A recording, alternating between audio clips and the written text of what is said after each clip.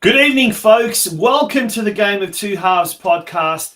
It is episode 20 of our 5th season, which makes it episode 120. My name's Tonchi Prusak, and I'm your host for tonight's show, jam-packed show. And let me just say, the NPL and the state leagues the season might be over for those respective leagues, but there is still a lot of football left in 2023. And all attention turns to the local competition, the Geelong region semi-finals coming up this weekend, and we'll take a look at all of the final round action and how the top 4 have ended up in all of the men's and women's divisions this year. We'll be looking at that a little bit later on, but folks, we've got a jam-packed show for you tonight, lined up for you tonight. We'll be looking at the extended highlights, and there'll be a report from the Surf Coast Brunswick Zebras State 4 promotion game. I went to this game. I had the privilege of attending this game, and let me just say, I've watched a lot of football this year, from local grassroots football, junior football, all the way up to internationals and what you're not. Very few games could beat this game for action, adrenaline pumping, tense, whatever you want to call it. It was incredible. It had goals. It had penalty shootouts. It had send-offs. It had everything that our wonderful game of football could possibly contain, and a lot more. We'll be looking at a school in Geelong that has, for the second year running, become the state champion in its category. We'll also be looking at the tale of two Emilys. One Emily who it's a heart-wrenching story of a young girl who has fought bravely against cancer and has come back to her club on the final day of the season. And another one whose goal could well be a contender for the goal of the year. We'll also be speaking to our very, very special guest, Lara United senior women's coach, or should I say now, the ex-Lara United senior women's coach, RYAN HORROCKS, who is officially unemployed as of today. He handed in his resignation before yesterday's final round of the season. We'll find out exactly why that's the case. After 3 years, he's hanging up the whistle, or so to speak, the clipboard. And we'll be speaking to Ryan a little bit later on. As well, before we get into the news and the weekend roundup, folks, we've got some breaking news, some major breaking news, and it does involve 2 local footballing identities. And the first one, North Geelong Warriors. They announced earlier, just hours earlier, the appointment, the signing of Joey Didalitsa, the former junior at North Geelong Warriors who played senior football there, went on to play for Ajax Amsterdam, amongst other teams in Europe, and represented Croatia internationally. He's come back to Geelong. He's been involved with the Warriors junior footballing program for the better part of the last 10 years. He's also the head of football, or head of soccer, at Western Heights Secondary College there in Hamlin Heights. And as of next year, he's also going to be the senior coach of the North Geelong Warriors. According to a statement released by the Warriors earlier today, securing the signatures of our senior men's coaching staff has been a high priority for the club as we look to continue building on our foundations and taking our football development program to the next level. We are thrilled to confirm this appointment. Former North Geelong Warriors player himself, Joey, returned home and now dedicates his time to continuing his passion and love for the game through coaching. The A-licensed qualified coach has spent the last 10 years working through our junior programs continuously. Now he turns his hand to our senior men's team. Fantastic appointment there by the Warriors, and someone who is has had proven success with juniors at the club. Well, he will be no doubt rebuilding an entirely new youthful squad at the North Geelong Warriors next year in NPL 2 competition. And earlier today, in fact, moments earlier, big announcement, a young Geelong footballer who we've actually had on this show before has just signed her first professional contract. Natalie Pitchuk, former North Geelong Warriors junior, and who also played her football at the Geelong Galaxy United. Earlier today, she signed a professional contract, a scholarship deal, but it is a professional contract with Western United. And the former North Geelong Warriors and Geelong Galaxy girl who grew up in Lara, well, she moved to the Football Victoria NTC program and then had a breakout year this year with Calder United in the NPLW competition. So that is fantastic news. Western United head coach Mark Takaso said Pitchuk's development at Calder United had uncovered her significant potential going forward. And I quote, "Nat has come a long way with Calder over these past 12 months. We've been really impressed with her development and made it an easy decision to bring her into the A-League environment." So two fantastic appointments there involving local Geelong football identities. That is absolutely great to see. And, we've started the program, tonight's program, in the best possible way with some really positive news, and that is great to see.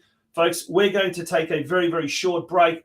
When we return, we will be, when we do return from this very short break, we will be looking at what was arguably one of the most amazing,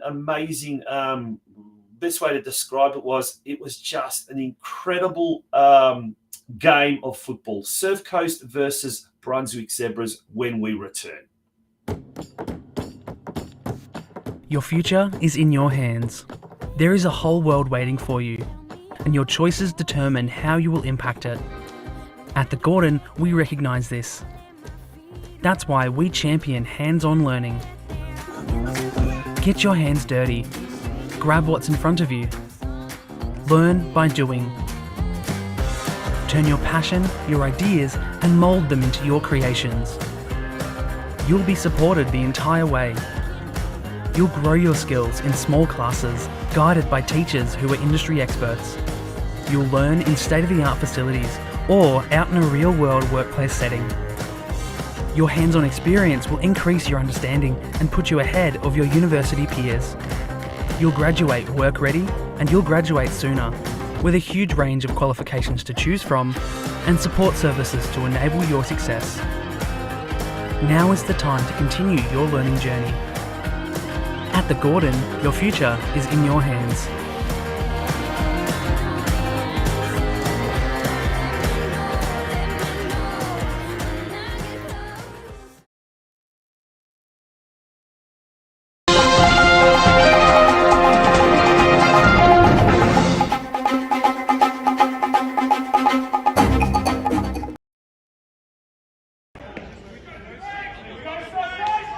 Surf Coast's hopes of promotion came to an abrupt halt in the cruelest manner possible following a 4-5 penalty shootout heartbreak upon the conclusion of a 5 drill against Brunswick Zebras at Ep20 Stadium on Saturday. Christian Mann started the goalfest in the 6th minute, poking the ball home in a mad goalmouth scramble, although the opener was credited as an own goal. The Zebras equalised in the 13th minute before taking the lead a minute later after the Coasters' defence failed to clear a loose ball at the back post. The unbelievable drama was just unfolding when Yashko Ivanovic converted a penalty in the 17th minute to restore parity. Martin Rains scored his second for the Zebras in the 21st minute with a looping header before Christian Ritzer made it 4-2 after just 25 minutes of play. Real Mayurm pulled one back for Surf Coast in the 43rd minute before Christian Mann made it 4-4 in injury time from a spectacular set piece just outside the box to draw the curtains on a miraculous half of attacking football.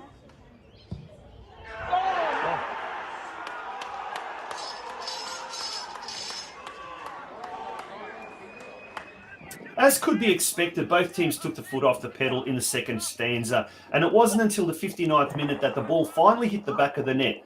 League top goal scorer John Pikett's rasping low pile driver, giving his side a 5-4 lead.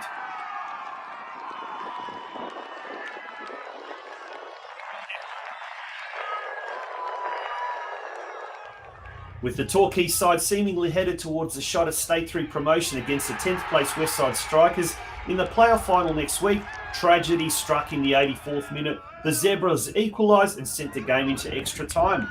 In what can only be described as one of the most amazing matches of football ever seen at this level, the game went to penalties after scores were locked at 5-5. Following a series of spectacular saves from both Coasters keeper Harry Dunn and his Zebras counterpart Lachlan Stavrevsky in a tense drama-filled penalty shootout which saw no less than 19 spot kicks taken, unfortunately the Zebras prevailed 5-4, dashing the Coasters' dreams of promotion to next year's State League 3 competition. All right, straight after the match, what a devastating result, but a game of absolute character. The players did incredible. Get ready for pre-season next year. All right, straight after the match, what a devastating result, but a game of absolute character. The players did incredibly well. We're here with the Surf Coast coach, Ash Dafter. Ash, first of all, commiserations on today, but how'd you see the game? Thanks, Tachi. Look, it was a super competitive game. Obviously, the score ending 5-5. You know, it was we were 4-2 down after 20 minutes, and then, you know, we were able to fight back, and then we were able to get to a 5-4 situation. The boys, look, they gave it their all. They gave everything. We went obviously to penalties, and just unfortunately today we just weren't able to get the result done. But look, it's been a fantastic year from the lads. You know, we've done something that no other Surf Coast team has done before, where we've been able to get to a promotion playoff and be there all the way to the end. 20 penalties were taken today, and you know, both goalkeepers were fantastic. And look, we let it be. We get ready for pre-season next year. Now, mate, you had an amazing support. You had some of the supporters there that turned up. We had quite a fair few that made the trek all the way from Geelong, from Torquay. With that sort of support, you must have been buoyed going into the game. The boys must have been so pumped. Look, we were confident. We came out early. We obviously got the early goal and stuff. And look, the boys played fantastic day. I can't really, it hurts. And, we're going to try and use that to go into pre-season. But look, we've done a lot of positive things as a team and as a club this year. And again, it was about building that strong foundation. We've done that, and we just need to now improve and add to what we've already done, and hopefully we get that chance to go around again next year. You personally, first year as senior coach, the highs and lows were absolutely incredible. But yeah, how did you see the year that was? The year was fantastic. I couldn't have asked anything more from the boys. 94 goals for the year, and we played a good attacking brand of football. We had our low moments in the first half of the season, but to go 15 games unbeaten up until this moment, I couldn't ask any more of them. It's been a fantastic year, and especially my first year as a senior head coach, and I look forward to next year.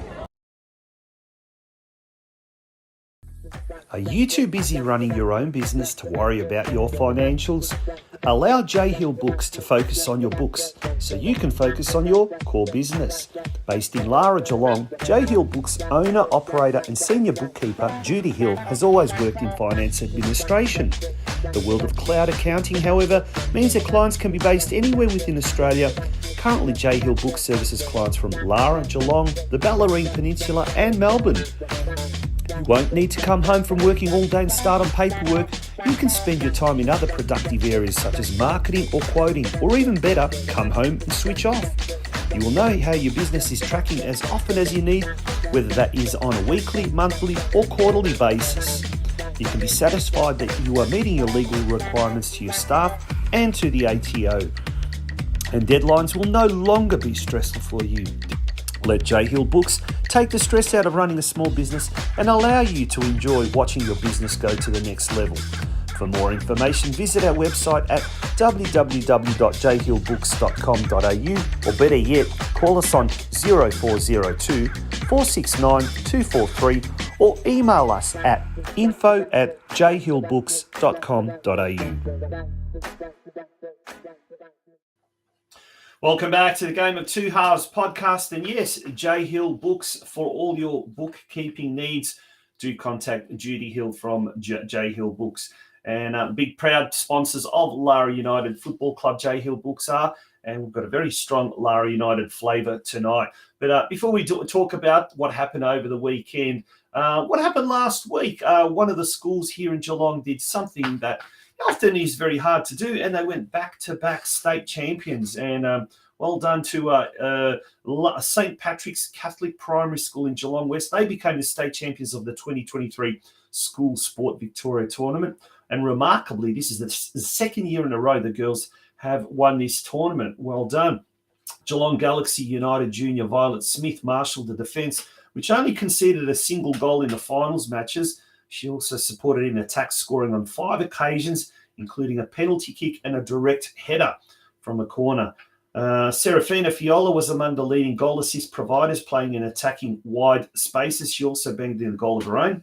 And the team was coached once again by the dynamic duo Ante Stosic and Serafina's dad, Joe Fiala, who were the 2 title-winning coaches from last year's team. And there's Joe with Serafina and Violet Smith, the taller one of the 2 there as well.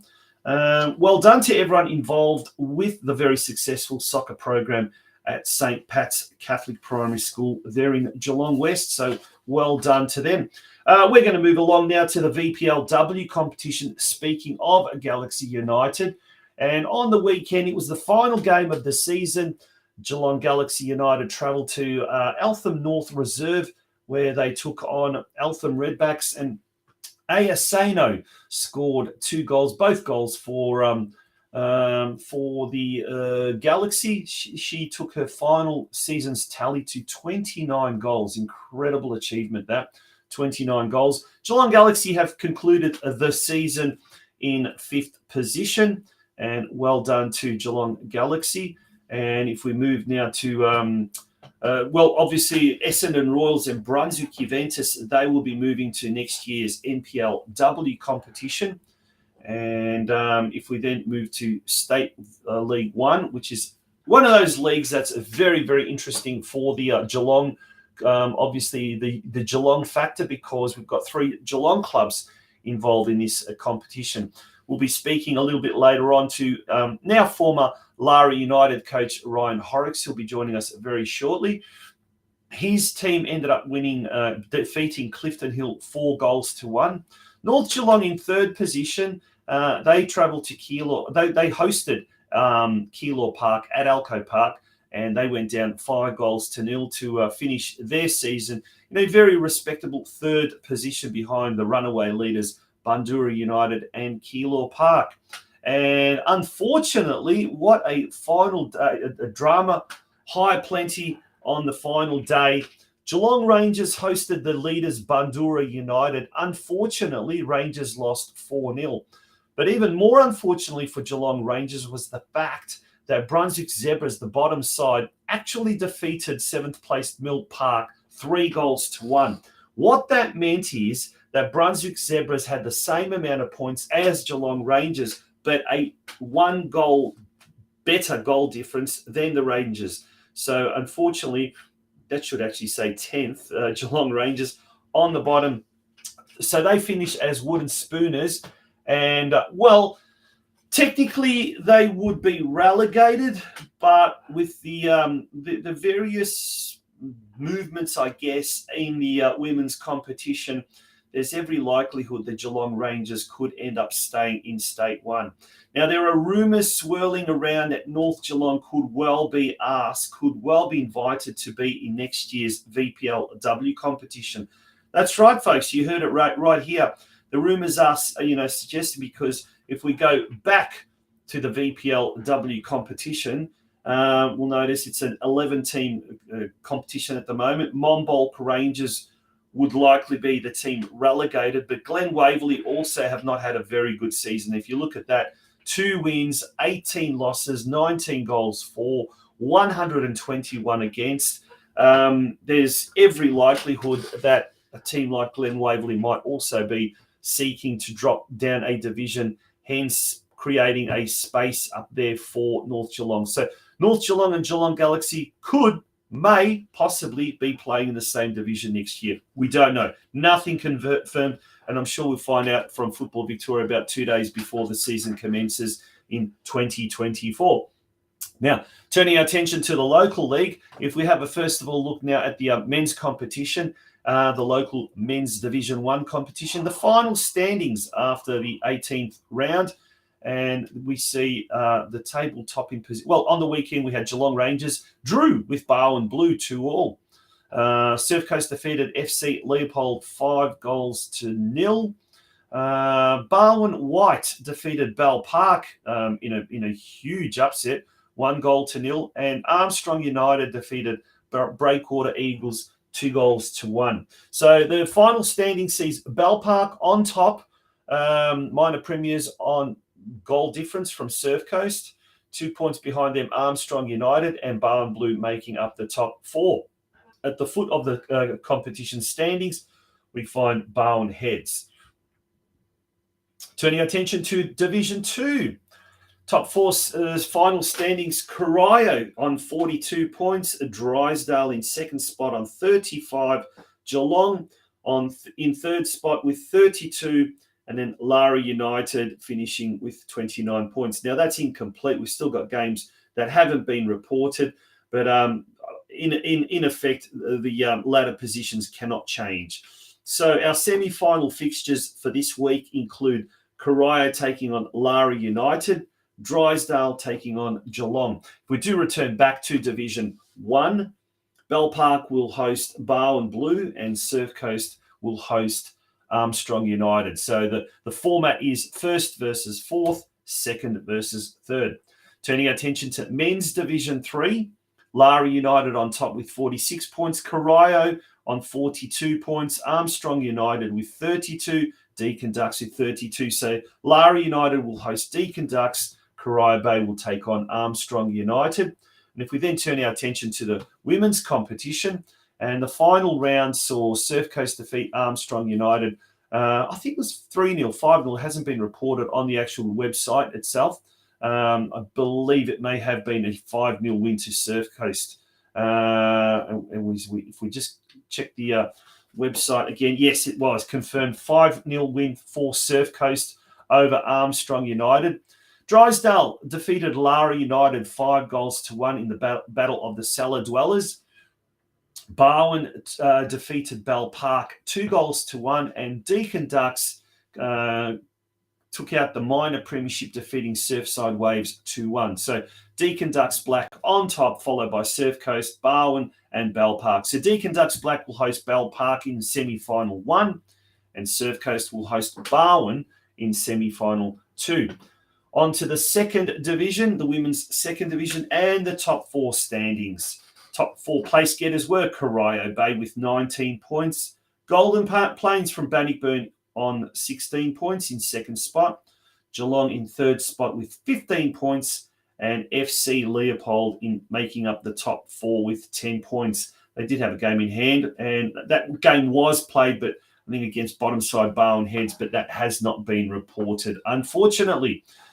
Can't understand that. Anyway, this weekend's semi-final fixtures will see Corio Bay host FC Leopold and Golden Plains taking on Geelong Soccer Club. Now, next week we'll have the semi-finals, and then thereafter it's the finals. Now, we do believe that the grand finals for the women's competition will be held up at Geelong Rangers, Myers Reserve, on the Saturday. But I tried from a few different sources to find out where the men's competition is being held, and we could not find out. So if anyone on the chat knows where it is going to be held this year, there were rumours circulating it could be Surfside Waves. Not sure if that is confirmed or not, but if it is, folks, let us know, and we'll keep you posted about that. Next week, we will have a special grand final edition of the Game of Two Halves podcast. We will be previewing all of the men's and all of the women's grand finals, and we'll also be looking at the junior grand finals as well. So a huge show coming up next week on the Game of Two Halves podcast. When we return, we've got a really interesting tale of two Emilys, and stay tuned for that. Some more news on the way before we finally do get to our very first guest. Don't go away, folks. Hi, I'm Joe Gergich, And I'm Helena Fantella. and welcome to our family here at Harcourts.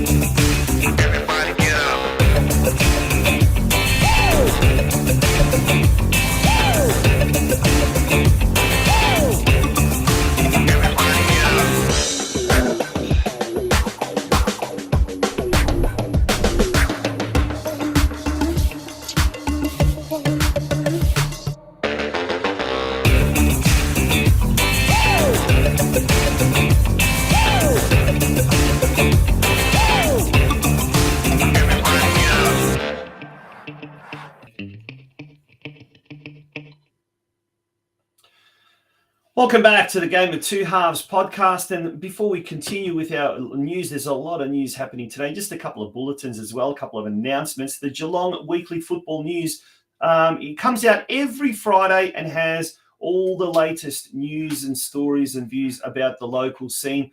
Originally produced articles exclusively for our subscribers, exclusively for our members.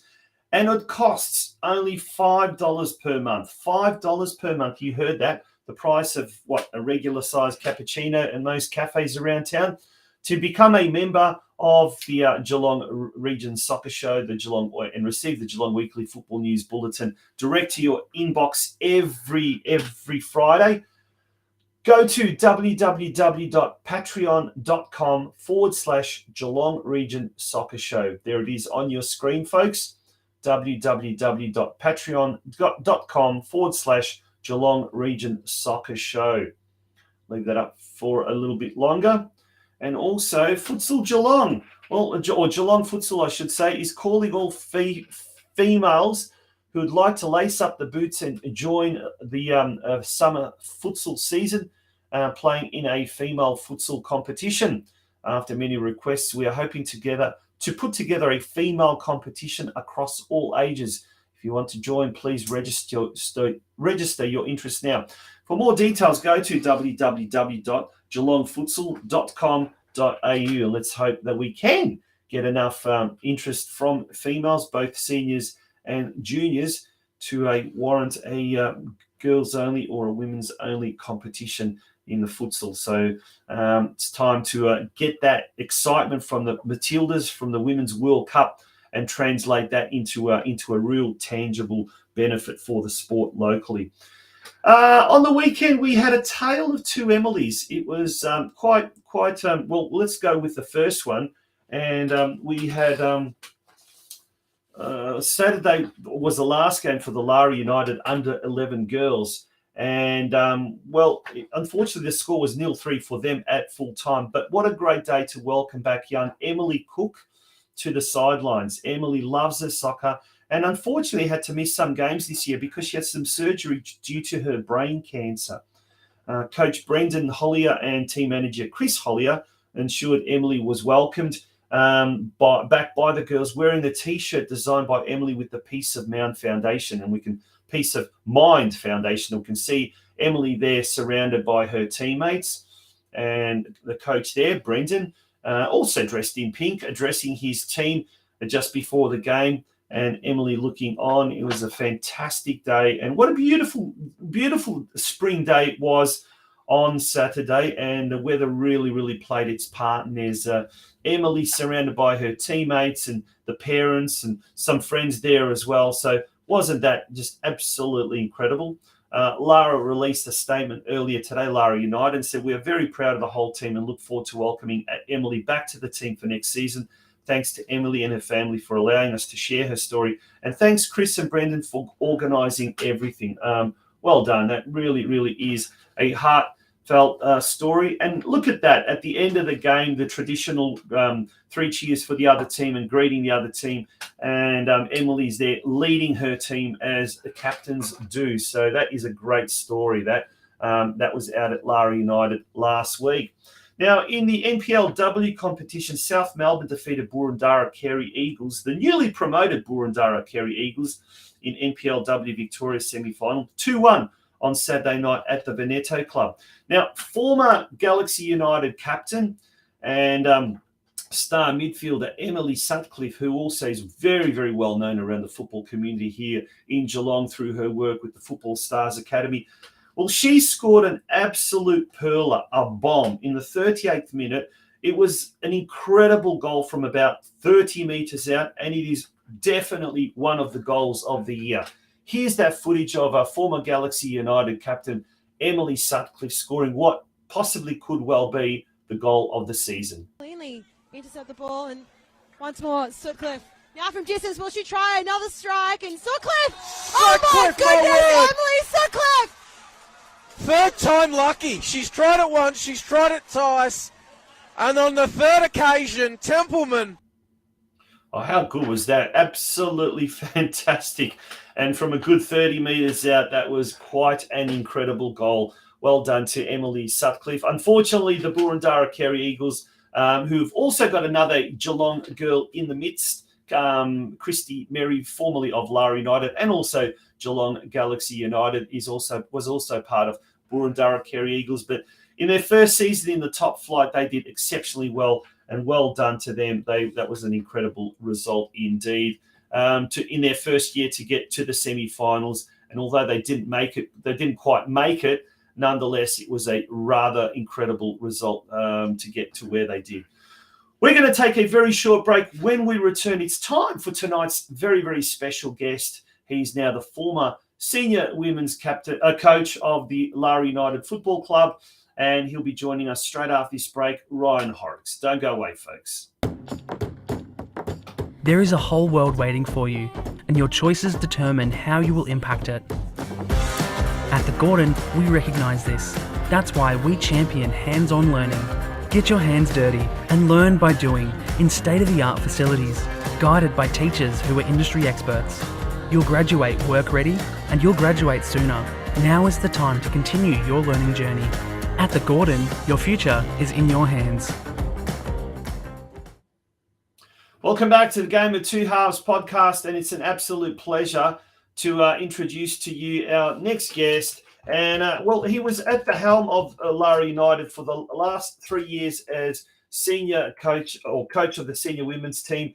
And it is our absolute pleasure to welcome RYAN HORROCKS to the Game of Two Halves podcast. RYAN, good evening, and thank you for joining us. You've been a regular guest on the show this year, and we certainly couldn't think of a better way to finish off the season than to get you back on the show. Hey, Tonch. No, it's very nice. Congratulations on another season for you, mate. I know there were some moments in there where you thought it might not get off the ground, so yeah, well done on making it through to the end for you as well. Yeah, and a big shout out to Euro Football Star as well, who sponsored us in the earlier part of the year, and indeed to the Gordon, who are sponsoring us now till the end of the season. So and to all of our sponsors this year, a massive thank you very, very much. If it wasn't for them, we certainly would not have got through with the show. But RYAN, as we saw, a lot of good things happening in the space, in the women's football space, both juniors and seniors. A lot of good announcements, a lot of achievements in tonight's show. But you've been heavily involved in that space over the last, not just the last 3 years, but you've been heavily involved for the better part of the last 7 or 8 years. Yeah, nearly a decade. Nearly a decade. Firstly, and you're stepping away. Firstly, kind of, was it a hard decision to make, or was it a relatively easy decision? Because you've got some exciting things happening for you next year, haven't you? Yeah, look, obviously we've got the wedding coming up next year, which played in as a massive factor.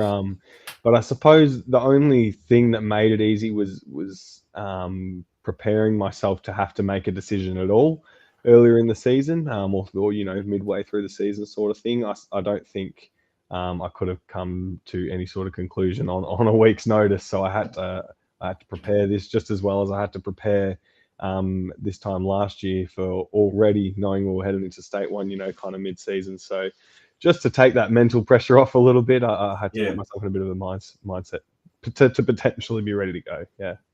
Yeah. I mean, tell us a little bit about the last, as you said, you've been involved with the last 10 years. And women's football has just grown dramatically. What have been some of the highs? What have been some of the lows over the last, let's call it 10 years? Yeah, I mean, we're still fresh. Yesterday was still really fresh. So I know I'm going to reflect plenty in this off season in particular, and then as time kind of passes around what the highs and lows have been. I think there's definitely been some struggles. I remember when I was coaching the junior girls in the Geelong region, and that was the only age group. And there was 4 teams, and at one point, 3 of the teams were so good that the fourth team dropped out. We had 3 junior teams in Geelong in all of our lifetimes, not all of our football lifetimes in this region, which is astonishing and mind-boggling when you think about it now. Like what we're looking at, we're talking about 6, 7 maybe years ago. To have that, and then to turn around and look at what it is now. Yes, we may not have an exceptional number of competitions, but the amount of talent that's coming through and the teams going through to different levels. We've got an NPL club out here now, and we've got the various clubs going to Metro as well. So the depth is there, just because it's not there on paper in the Geelong region competitions. That's definitely a low to a high.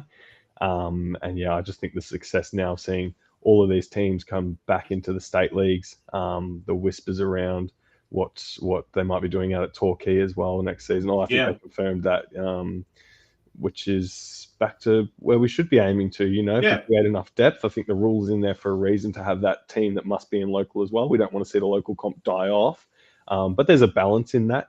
For some clubs that have got the players and everything to push that bit further, I think that's where Geelong needs to be, and the Geelong teams are excelling in those competitions. Last year we won 2 of them to Geelong clubs. So.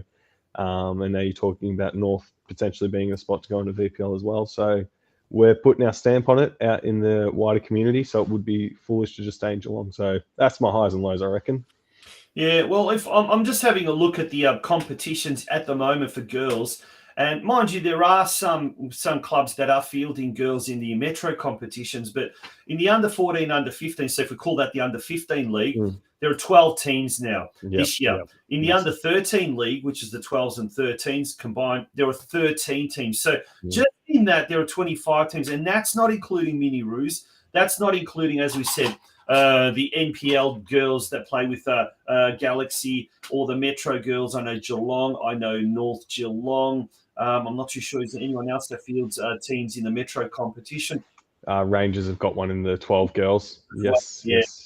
And that is incredible. And look, now we've got that opportunity with the Women's World Cup and the success that we had there, and the amount of interest that there's from girls to play. I mean, obviously the interest is there. There's no doubt about that.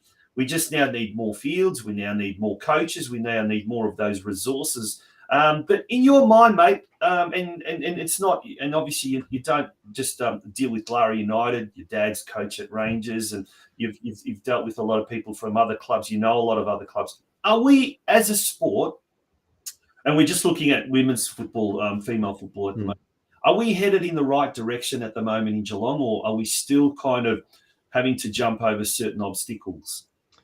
It's a big question. I don't think it's really even Geelong centric, like we just mentioned, around how much presence we have in the Metro comps as well. I think we've spread our wings well enough now. Geelong definitely needs some more resources and more support. But in general, I don't feel that Football Australia has provided an opportunity for the grassroots clubs to capitalise on what the Matildas have just done, and they didn't. It won't matter what they do into the future. They've already missed some level of opportunity because they've known for a period of time that not just we're going to host a World Cup, but this team had the ability and has the players to be successful. Even if that World Cup had been in Morocco this year, we would have still had a reasonable run potentially. And I feel that the barriers you mentioned before around coaching, why do coaching courses still cost so much money? Are we serious about trying to get these players developed properly or not? And then how many can we run in Geelong? None. It's just none. It just doesn't exist. Yeah. Not past one skill acquisition session and a game training one at the start of the season. And through the season, nothing. There's no support for coaches. There's no way for coaches to know how they're supposed to develop players properly. So short answer, no. No, definitely not, because way more can be done. Way more should be done. And I have no doubt it will be. I think the unfortunate part is we may have missed the boat a little bit in terms of the World Cup now being over and things still haven't been actioned. Now, if we look at the top four women's teams here in Geelong, so Galaxy, Lara United, North Geelong, and Geelong Rangers, all four are coached by males, which is interesting. So John Diaz does a great job out of Galaxy, yourself at Lara, your dad at Geelong Rangers, and then we also had Michael Anderson, former long-time North Geelong Warriors senior captain, and Ahmed Sulaimi, who's I think B license, A license at the moment, doing a great job at North Geelong. But why do we not have more females involved in the coaching side of things? Is it a paternal thing? Is it something that the girls like to take instructions from a male? It's a dad, fatherly type figure, and when it's another female, it's a lot of bitchiness and all that. Seriously, what's your opinion? Why do we not have enough females? I don't know. Coaching? I mean, if I can take inside the change rooms, the one as we kind of talk about it, the one that's kind of coming to my head now, I'll take inside the change rooms from 2 weeks ago at our last home game, and I just, in my attempts to motivate the girls, spoke to them a bit about the shirt and the team that they're playing with at the moment, and the amount of women in that room and that have played football now, and reminded them to cast their eye back to when they were young, and they didn't have a girls team and they were playing with the boys, and that's even if they were allowed to play with the boys. Some of them were just told, no, you can't play, we don't have a group for you. So I feel that not enough females have been presented an opportunity for long enough, even in their playing days, to produce someone at the end of that then wants to coach. That's my first and foremost thought around it, is that we haven't even got anyone retired yet who has played 10, 15 years of female-only football, who's ready to stick their hand up. We haven't had that in Geelong. We just said before, 6-7 years ago, we had 3 teams in the junior comp in Geelong. Yep. So who's going to come out of that now who would be 20 years old and coach? That's a limited pool. It's a small pool. Maybe one of them will, but now that we've got a group of 25 teams that are coming through, like you've said, just in that little tiny junior section between 12s and 16s, already that's a lot bigger to try and grab 1 or 2 coaches out of. So more opportunities and give them a bit of time to finish their playing careers, and I have no doubt they'll all be in those roles at some point. Yeah. Now, don't get me wrong. I think it's a fantastic thing that males are wanting to get involved. And in many cases, we find a lot of dads wanting to get involved because of their daughters. But we had Vlado Jakic on recently, coach of the North Geelong Reserves. He's a former president. And you've also had one of your assistants this year, Aaron Petman, a former president of Lara United, as well, getting involved. So it's so great to see ex-presidents now getting involved in coaching, but they're not coaching the boys, they're not coaching the blokes, they're actually coaching the women. And that probably illustrates the enthusiasm that a lot of people here locally have for the women's game. Yeah, definitely. I think it's phenomenal. I think it's great to have... like you said, it doesn't matter who at the end of the day, male or female. It's not really relevant. Someone that has a genuine passion and interest for that team's success, if that's what we're working with at the moment is only men, then so be it. But I'm sure if any female out there put their hand up and showed that level of passion and interest, that they would also be afforded that opportunity for sure. Would absolutely love to see that happen. Yeah, 100%. Yeah, absolutely. Now let's return back to, I guess, the present day. And it was a beautiful kind of a little message or statement that Lara United put earlier towards the end of last week, just before the ahead of yesterday's game. And you've stated there it's been an unbelievable journey with Aaron Petman over the last 3 seasons, watching new players start and existing players thrive for our club, add to the honour board and get us back to State League One. I'm grateful for the club backing a young coach with very little experience to take control of a very important aspect of our community, and I'm pleased to have given a positive return on that. It's been a tough decision for you, but as you said, you sort of certainly very grateful of the opportunities afforded to you. Has the club, or have you looked at a succession plan? Is maybe Aaron, maybe is he the one that's going to take over? We're going to put him on the spot here, but have you looked at succession plans and possible replacements, or is that something that the club's going to look at? No, I've told the club, look, because of my long-standing relationship with the club. I started playing with the club when I was 5 years old in 2002. I'm not just going to cut ties with the club altogether. If they want me to be part of that, then I'm more than happy to, put my thinking cap on and help them make some educated decisions around the succession. Let them advertise, let them reach out to people, whatever it is they want to do, whatever angle. If they want me to be 110% hands off, then I'm happy to do that. And whatever percentage they want me to potentially buy into, I'm not going to go cut and run. They know where I live anyway. So, I want to see that section thrive. I think between us, my old man and myself, we put in too many hours, too much care, too much time. We to just want it to be not looked after or anything like that. So whatever level the club wants us to support in finding that succession, we are fully open to. I've said that to Paul as well. Yeah, but no, not to this point. There's no succession plan at the moment. Yeah, in yesterday's game against Clifton Hill, the girls certainly gave you the best possible parting gift with a 4-1 win over Clifton Hill. Hannah Gauchi and Samantha King scoring their first senior goals, and Izzy Wilkinson, that's a very, very familiar name in the goal scoring sheets. She scored a brace. That took her season's tally to an astonishing 17 goals from 17 games. Well done to Izzy. She was one of the better performing goal scorers in the league, that's for sure. What was it like having a proven? And that's one of the things you look at the men's game, and a lot of the time, if you don't have a real proven goal scorer, it's very, very difficult. And sometimes in the women's game, if you don't have, it's very hard to get that target player or someone who bangs the goals away. But when you do, they're absolutely gold, as Ayaseno proved for Galaxy United. But Izzy Wilkinson is that player for you. How valuable was she to your team and to the was it just a matter of she got really good service, or was it she was that real target woman that provided the focal point up front? We played a 2 up top, so look, she's got a massive presence up top, so naturally she'd be the one that the ball's drawn to a bit more, that the players might find a bit easier. So yeah, it's quite impressive from her. It's not her first rodeo playing up top in State League One. So yeah, I'm not really surprised that she found the back of the net, even in what was a really mixed bag of a season.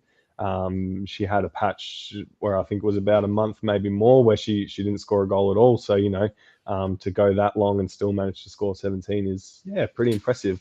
I think for the team as a whole, look, we knew how we wanted to play going into the season. We saw that on multiple occasions. We didn't beat, but we got a result from 8 of the 9 opposition in the competition, which only Keilor Park and Bundoora can say as well. So we certainly know what we were potentially capable of. But by saying that we got a result against everyone, including Keilor Park, who we held to 1-1 after losing 10-1 earlier in the season to them. We also dropped points against Craigieburn, Brunswick, Rangers, Mill Park all the way through the season. So, that mixed bag hurt us in the end, I suppose, and especially for the goal difference as well. We'll talk about the 10-1 against Keilor Park and the 8-1 against Bundoora as well. Obviously, goal difference is what stopped us from finishing 5th and top half against Georgies, who, lost both of their games against Rangers. So we definitely feel there's been a missed opportunity in there this season. But, we did what we could in most weeks, and a lot of young players learned some valuable lessons, and some older ones still had plenty of highs and plenty of memorable moments. Fantastic. I know when Mon as captain scored that winning header against North in a 1-0 game, massive derbies like that. I know Liv felt the same way when she scored in the reverse fixture, but I'm glad they get to take that away from this season, if nothing else. Now let's talk about those derbies. It was let's remember this was Lara United's first year in State 1 or back in State 1, along with Geelong Rangers as well. So for the first time in a long, long time, we actually had not just one, but two derbies, if you look at it that way. Your first year in State 1, what was the standard like compared to State 2? You did finish mid-table, but and last year you went through State 2 undefeated, the Invincibles, yeah. So what was the difference between the wrong ladder, it's the BPL. That's all right. Ladder. Yeah, we're looking at the we're jumping a year ahead. Maybe next year we'll be looking at BPL. But you finished mid-table in 6th position quite comfortably, by the way. How did you see the difference in standard between Women's State 2 and Women's State 1? If you have an off day from the start, it's game over. Which is a massive difference. I think we got away with a couple last year where we were not at our best and we didn't travel well. I think the addition of a reserves fixture adds a lot. We didn't have the numbers that all the other clubs had. I don't think there were too many other clubs that really heavily rotated between their reserves and seniors. Yesterday we took 20 players between the two teams up to Clifton Hill. So, that was one of our challenges for the year in terms of the difference for State 1 and State 2. Look, the standard of the top teams, Keilor Park, who have got some great imports this season. So when they're ready to turn it on, they'll find the back of the net without even trying. And Bundoora are a well-oiled machine. They've done 8 or 9 seasons in State 1 now. Ever since the NPL started is when they've been in State 1, and they've been waiting all that time, building their program, trying to win it. That's how hard that competition is. If anyone ever needs to figure that out, then just have a look at how long it took them to actually win the thing and get promoted. It wasn't easy, but look, again, we thought we had enough good chances and we took results 8 against 8 different teams out of the 9. So we felt like we were there, but it was definitely a lot harder.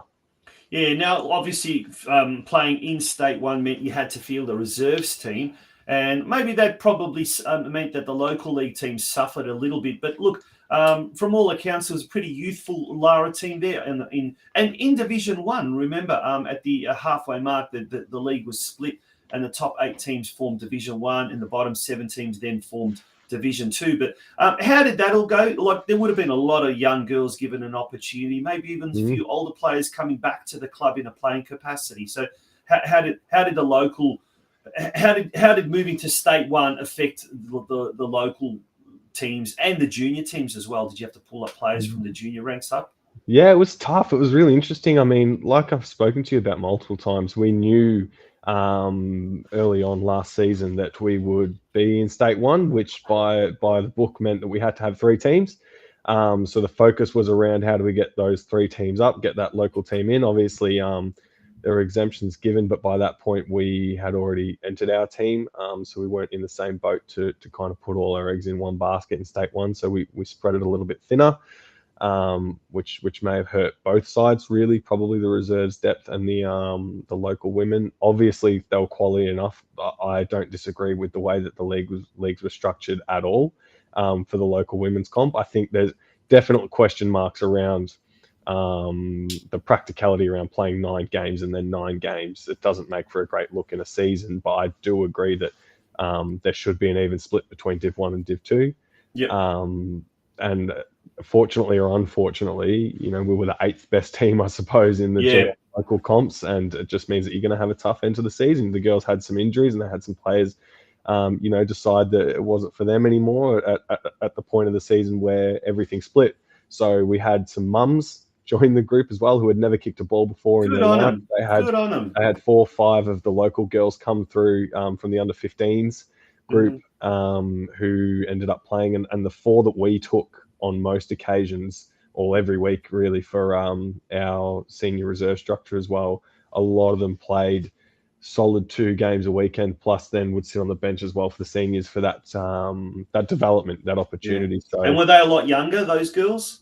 Yeah. So Hannah Bigmore started the season as a 13-year-old, needed a dispensation, which was really incredible. And she played a lot of times 3 games a week. And then we had 14, 15 years old, and even the ones that weren't in the under 14, 15 competition, we had 16-year-olds having a run around 17, 18-year-olds as well, which was great. And we always wanted to do that in State 1. I know we needed to protect everything for future seasons. You can't just put all your eggs in this season's basket and hope for the best. And splash the cash as you will on whatever players you might see around the region, try and get them in. There's no point in doing that for us. It was all about, can we get the youth some experience while we're in this competition? And hopefully that makes them a better team in the under-15s. They didn't make finals, but they certainly gave some other teams a good crack.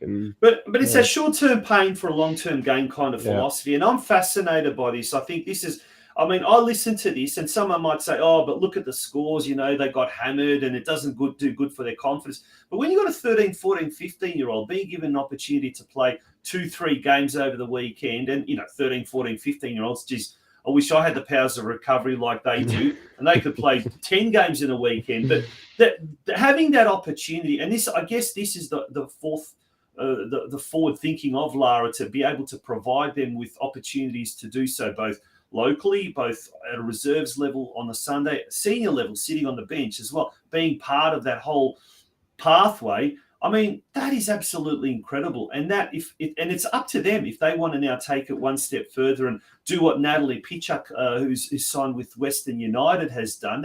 That's another great story, isn't it? That earlier today. So the pathway now suddenly becomes not only possible, but very, very realistic for them to get to senior football before they've even hit 15, 16 years of age. That's incredible. The current crop had done it. Last time we were in State 1, the girls, admittedly a little bit older than that at the time. Izzy, Rach, Hannah Gauchi, they were all of that age in that time when we played those first 2 seasons in State 1.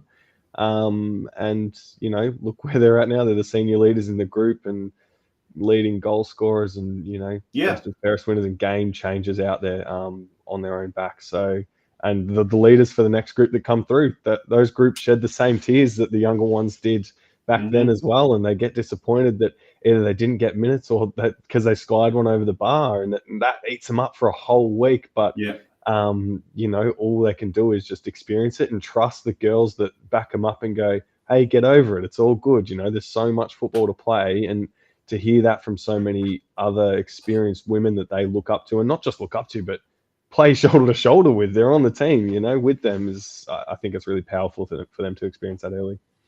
Turning our attention now maybe to Lara as a whole, Lara United, there was a real renaissance also with the men's teams as well. Locally, there were 3 men's teams.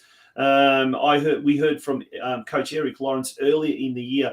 At one stage in pre-season, there was something like 50 men rocking up to pre-season training and trials, which is quite incredible. But obviously we saw the great story there about young Emily Cook, the 11-year-old cancer survivor who came back on her final day of the season to be part of that Lara United under-11 girls team. So it's such a phenomenal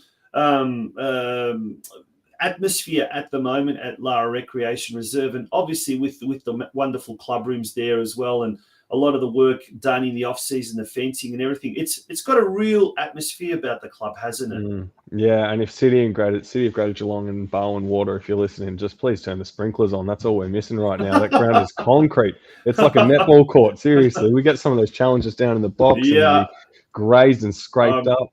But that is probably the biggest gap right now, is that unbelievable. It's just rock solid out there. But yeah, look, the culture and the environment is growing, and it's really positive to see such an inclusive environment. Obviously, the family of young Emily, who's still fighting and battling her little heart out, they were kept everything quite close to their chest for a long part of the season, and once our girls caught wind of it, decided to go down and make an appearance at one of their training sessions as well late in the season and join in and do what they could. There's only so much you can do. So for anyone that's struggling like that, every little bit you can give is, it never will feel like enough. But I'm sure, it meant a lot to her as well. So we were more than willing to give it. But that's the kind of culture, that they're trying to create out there. Yeah, no, it's fantastic. And it was really, there we go. There's that photo again. They had the T-shirts done up. She was there as well on the day, kitted out in her Lara United uniform. Just a shame they lost 3-0. But Surfside Waves are a great club. If they're going to lose to anyone, they're a very good club. Football. It's okay to lose, It's okay to lose. Yeah. Everyone's a winner at the end of the day. Yeah, absolutely. Absolutely. Yeah. Ryan, thank you so much for joining us. What to next? I know talking off air earlier today, you said you're going to get itchy feet come March, no doubt. But no doubt, opening yourself and leaving yourself involved in some way or another. But what for you? What would you like to see yourself doing? It maybe returning back to coaching or being involved in administration or player development? What's on the cards for RYAN HORROCKS? I'll have itchy feet this weekend when I'm told to jump in the garden and start getting to work, man. I know Rach is a far superior gardener than I am, but I'm sure she'll still want me to do something out there, and I'll be ready to jump back on the field. But no, I'm going to enjoy a bit of the off season. Obviously, last year didn't really have it. I think we were back in by mid-October, early November. Which made for a really long season this season. So really going to soak all of that in the Tuesdays and Thursdays as well. So I'm not sure, I don't need to jump into anything or rush into anything. I'd love to, as much as it's not backed and funded, I'd love to go and get some more licenses and get that sort of thing done. Take the time that I may have to get that and progress myself. That opportunity doesn't come up all the time. And see a bit more football in some different capacities and keep supporting the people who I've coached along the way, who will still be knocking on the door asking for advice and opinions. And, I've got plenty of them, so I won't be shy of sharing them. But yeah, look, that young group that I've just helped go through this season as well, I want them to see them continue to succeed. So I'll be keeping a keen, close eye on all of them and on the club as well, and what they do and how they try and continue their progression, whether that's through to VPL or whatever the plan is next for the women's structure. There's always plenty going on. So I'm sure I'll find something at some point, Tonch, but yeah, don't need to rush into that decision today, I don't think. No, absolutely not. Absolutely not. We've got a lot of activity in the chat section. Another former player who took to coaching women's football, Mark Gestolter out at Bell Park. He says, gents, I love that you were talking women's football. How good is it? All the best, Ryan. And Mum, Rebecca Horrocks also has popped in with a comment when we asked, why is it that not more females are coaching? She says, and she's got a husband that coaches women's football. She's got a son that coaches women's football. So if anyone knows, it's Rebecca. The Matildas and retiring players like Martin Rapinoe all said it last month. You can't beat what you can't see. Perhaps more coaching courses in Geelong, and specifically for women and girls, might help bring more women and girls forward to take on the coaching roles. And yes, absolutely agree there, Step them in Rebecca. as assistant coaches, let them have an opportunity, and junior groups and all that sort of thing. Absolutely. Yeah, well, I'm just going to give a shout out to two young ladies who were involved in a C license course that I did earlier this year. Jennifer Smith, who coaches and also helps play at Galaxy as well.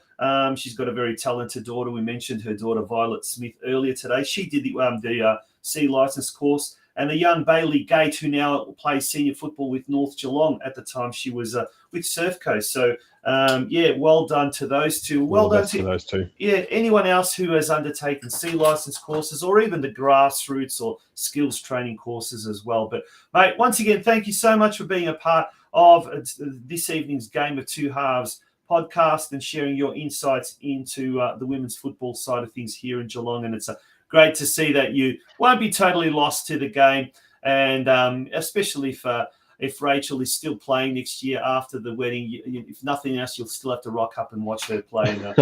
Maybe not coach. No, maybe not coach, but I will absolutely have no objections to going down and watching a game every Sunday. No Good objections idea. Here. Yeah, thanks for having me, Tonch, all the few times you had me. I know I may not be of much interest in moving on next season or anything like that in no capacity, but don't be shy, don't be a stranger, mate. I've got plenty to say. So you never know, mate. You never know. I'm still looking for a co-host. I might be knocking on your door. Something to do. Yeah, absolutely. Cheers, all right, thank you very much, RYAN HORROCKS, joining us from Lara United Football Club. Now, the former coach of the Lara United Football Club. Folks, we're almost there. We're almost out of time. We're going to take a very, very quick break, and when we return, we'll wrap things up. But thank you for being a part of this evening's Game of Two Halves podcast. Lots and lots of news and lots of women's football news happening around the region. Our name is derived from the Greek prefix, macro, large. From the day we were born, this has been a promise for the future. We have grown through dedication, sweat, self-denial, faithful to our mission of being on the side of those who put themselves on the line. Through our name, we celebrate the greatness of those who believe there are no obstacles higher than their dreams. The courage to get back up after falling. The obstinacy of believing until the end. These are the values embedded in our logo. The Macron Hero. It's a celebration of sacrifice and tenacity. Up until your personal victory, until your arms are in the sky. Become your own hero.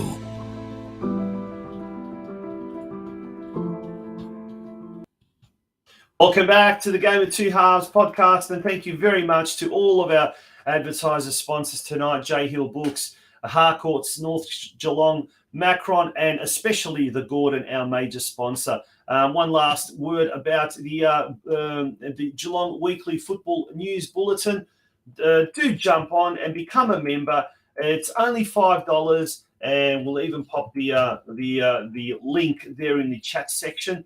$5 per month, and every Friday you will be receiving your weekly edition, the Geelong Weekly Football News, in electronic format, sent directly to your email inbox. And every dollar that you put in goes towards helping run the Game of Two Halves podcast, and particularly over the summer months as well, when there isn't that much football activity happening. That bulletin will still be coming out, and hopefully we'll be able to ensure that next year we come out for season 6 of the Geelong Region Soccer Show, which now is known as the Game of Two Halves podcast. Folks, thank you very, very much for being a part of tonight's show. We look forward to having your company again next Monday night. Although there may be, at this stage, there may be a change that we may move to Tuesday because of all the grand finals that possibly will be happening later on. So we'll probably may need that extra day just to organise everything, so we know all of our fixtures and everything. Football Victoria's comps department sometimes is a little bit slow on a Monday, but look, do stay tuned for that. But at this stage, we will be coming out next Monday night at 8 p.m. As we usually do. Until then, good night, and may your team, if they're participating in this weekend's semi-finals, do well. Good night.